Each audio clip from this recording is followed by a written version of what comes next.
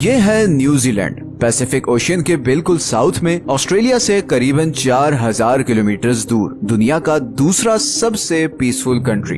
India और पाकिस्तान में रहने वाले ज्यादातर लोग मेरी तरह न्यूजीलैंड को क्रिकेट की वजह से ही जानते हैं। Brendon McCullum, Ross Taylor, Daniel Vettori. मैं तो न्यूजीलैंड को इन्हीं की वजह से जानता था, पर न्यूजीलैंड दुनिया में बहुत ज्यादा मशहूर है, खासकर अपनी बड़ी बड़ी माउंटेन रेंजेस, खूबसूरत लेक्स और हाई क्वालिटी ऑर्गेनिक फूड की वजह से। आप में से कुछ लोगों को शायद ये ऑलरेडी पता होगा कि मशहूर movie Lord of the rings की शूटिंग भी न्यूजीलैंड की इन्हीं खूबसूरत वादियों में हुई थी। न्यूजीलैंड का मौसम बिल्कुल यूके की तरह है, हल्की सी गर्मी, लॉन्ग विंटर्स और अच्छी खासी बारिश। मगर इसके बावजूद न्यूजीलैंड की पॉपुलेशन यूके की पॉपुलेशन का 7% भी नहीं। अगर आप न्यूजीलैंड का ये मैप देखें तो आपको नजर आएगा कि करीबन 80% न्यूजीलैंड बिल्कुल खाली है और वहाँ कोई नहीं रहता। न्यूजीलैंड की 70% आबादी इधर नॉर्थ में रहती है और नॉर्थ की भी 50% आबादी इस एक शहर ऑकलैंड में रहती है। इतना जबरदस्त मौसम, खूबसूरत सीनरी, लो क्राइम रेट और हाई स्टैंडर्ड ऑफ लिविंग के बावजूद 80% न्यूजीलैंड खाली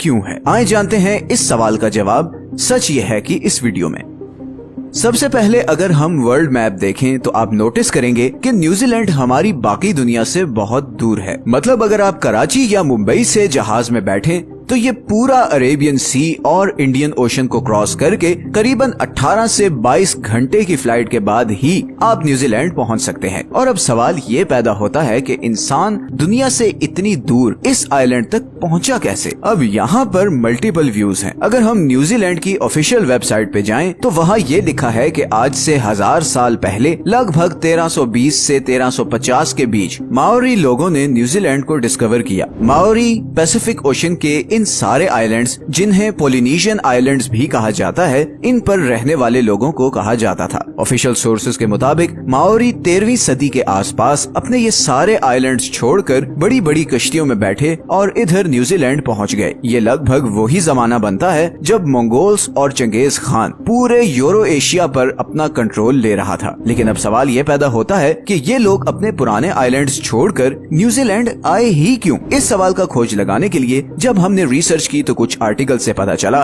कि माओरी के अपने हिस्टोरिकल रिकॉर्ड्स में थोड़ा सा डिफरेंस है। माओरी ट्रेडिशंस के मुताबिक न्यूजीलैंड 13वीं सदी में नहीं बल्कि उससे भी 500 साल पहले अराउंड 750 एडी में कूपे नाम के एक माओरी ने डिस्कवर किया था। कूपे एक फिशरमैन था जो अपने और अपने ट्राइब के लिए मछलियां पकड़ता था। मगर फिर ऐसा होना शुरू हुआ कि जब भी वो जाल लगाता तो उसकी मछलियां उस एरिया में पाए जाने वाले ऑक्टोपस खा जाते और इन लोगों के हाथ कुछ भी न लगता।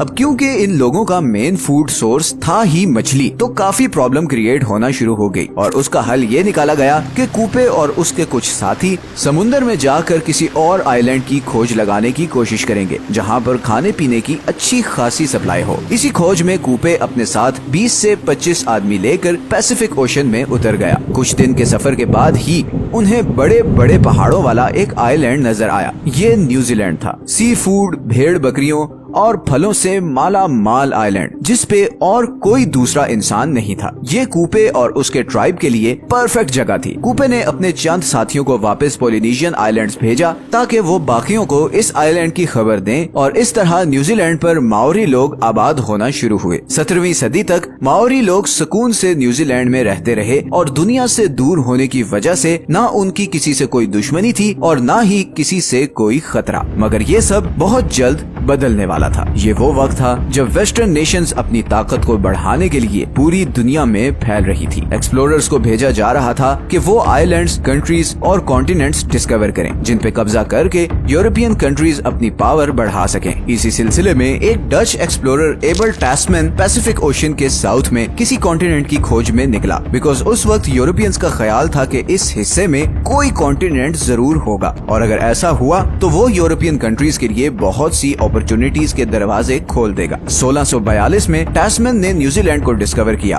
मगर उसने जब वहाँ उतरने की कोशिश की तो उसकी माओरी लोगों के साथ जबरदस्त खूनी लड़ाई हुई और मजबूरन उसे भागना पड़ा। फिर 1769 में एक ब्रिटिश ऑफिसर जेम्स कुक इसी कॉन्टिनेंट को ढूंढता हुआ न्यूजीलैंड आ पहुंचा। एक दफा फिर जेम्स के फौजियों और माओरी लोगों में जबरदस्त लड़ाई हुई और उसमें कई माओरी चीफ भी मारे गए। जेम्स को वापस जाना पड़ा, मगर इस बार उसने न्यूजीलैंड और इस सारे सफर का डिटेल्ड मैप बना लिया और इसी मैप के थ्रू फिर 18वीं सदी में यूरोपियंस इस आइलैंड तक पहुंचना शुरू हुए और इस बार उन्होंने माओरी लोगों के साथ बड़े स्मार्ट तरीके से डील किया। उन्हें ट्रेड और प्रॉफिट का लालच देकर ब्रिटिशर्स ने उधर अपनी नेवल पोर्ट्स बनाना शुरू की और फिर 100 साल बाद ही ब्रिटिशर्स ने न्यूजीलैंड का कंप्लीट कंट्रोल ले लिया। ब्रिटिशर्स और माओरी लोगों के दरमियान 1840 में एक ट्रीटी साइन हुई जिसे द ट्रीटी ऑफ वायतांगी कहा जाता है और इस ट्रीटी के बाद न्यूजीलैंड ऑफिशियली यूरोप और ब्रिटिश एम्पायर का हिस्सा बन गया। उस वक्त माओरी लोगों की पॉपुलेशन करीबन 2 लाख थी, लेकिन अगले 100 सालों में ये पॉपुलेशन बढ़ने के बजाय 2 लाख से कम होकर 40,000 तक पहुंच गई और उसकी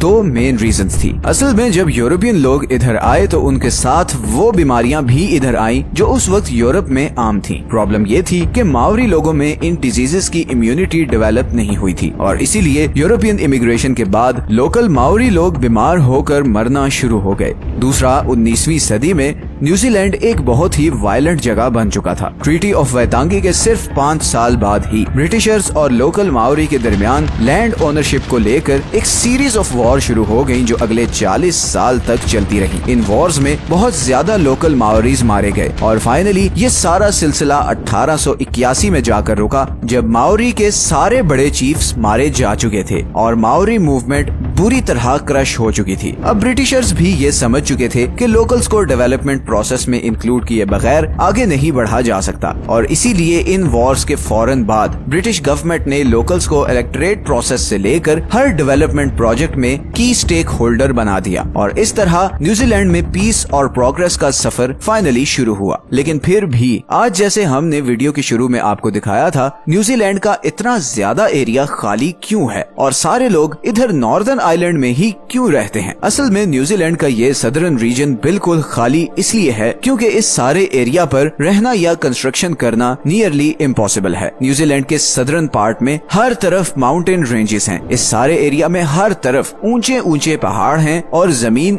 इतनी अनइवन है कि इवन बेसिक इंफ्रास्ट्रक्चर जैसे रोड वगैरह बिल्ड करना भी ऑलमोस्ट इम्पॉसिबल है। पहाड़ों के इस तरफ ये ईस्टर्न साइड की जमीन बहुत ही खुश्क और इनफर्टाइल है जिसकी वजह से यहाँ पर इरिगेशन वगैरह भी नहीं हो सकती। इसीलिए न्यूजीलैंड की मेजॉरिटी पॉपुलेशन इधर नॉर्दर्न आइलैंड पर रहती है। पॉपुलेशन शॉर्टेज के इस मसले को हल करने के लिए न्यूजीलैंड गवर्नमेंट ने वर्ल्ड वॉर 2 के बाद इमिग्रेशन पॉलिसीज रिलैक्स की। वर्ल्ड वॉर 2 से पहले न्यूजीलैंड में नॉन वाइट लोगों की एंट्री मना थी और इसी वजह से न्यूजीलैंड की पॉपुलेशन 1950s तक स्टैग्नेंट रही और उसके बाद जब ये रिस्ट्रिक्शन खत्म हुई तो एशिया स्पेशली चाइना, फिलीपींस और इंडिया से लोग इधर आकर आबाद होना शुरू हुए एंड न्यूजीलैंड की पॉपुलेशन में फाइनली मच नीडेड बूम आना शुरू हुआ।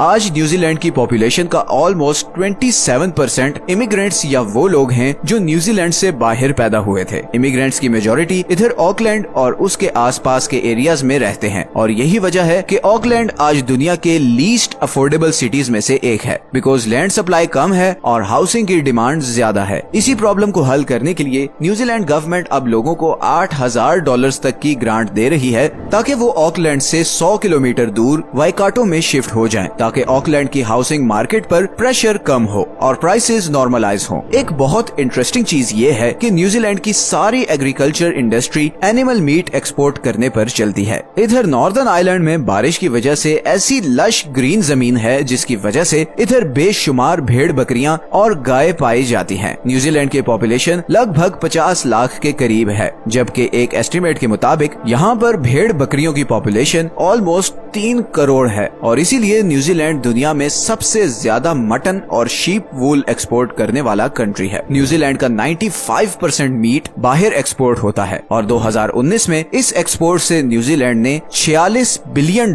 का रेवेन्यू कमाया। न्यूजीलैंड दुनिया की 50वीं बड़ी इकोनॉमी है और इस इकोनॉमी का main source of revenue agricultural export है। $46 बिलियन सिर्फ गोश्त की एक्सपोर्ट से कमाना एक अनबिलीवेबल चीज है और ये इंडिया, पाकिस्तान और बांग्लादेश के लिए एक मोटिवेशन होनी चाहिए क्योंकि ये तीनों प्राइमरीली एग्रीकल्चरल कंट्रीज हैं। अगर आपको आज की वीडियो अच्छी लगी है तो इसे लाइक और चैनल को सब्सक्राइब जरूर कर दें। ये हैं वो सारे सोर्सेज जहां से हमने इस वीडियो के लिए कंसल्ट किया है। मिलते हैं नेक्स्ट वीडियो में, अपना ख्याल रखें। अल्लाह हाफिज।